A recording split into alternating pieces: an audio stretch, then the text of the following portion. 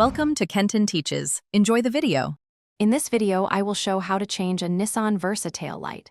First, gather your essential tools, including a Phillips head screwdriver and the correct replacement bulb.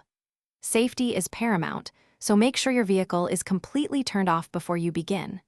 Next, open your trunk to easily access the tail light assembly from the inside.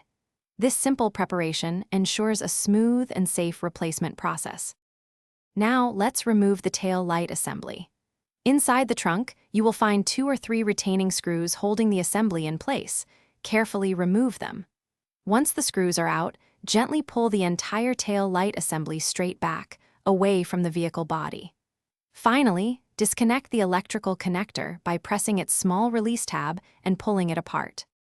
With the assembly free, it's time to replace the bulb.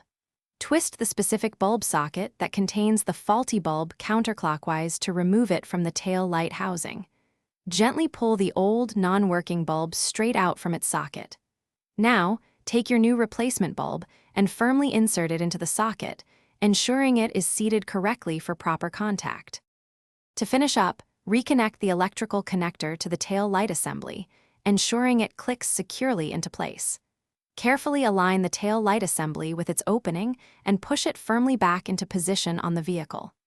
Reinstall the 2 or 3 retaining screws you removed earlier, tightening them snugly. Finally, turn on your vehicle and test the new tail light to confirm it illuminates correctly. Thanks for watching. Please subscribe if this video was helpful.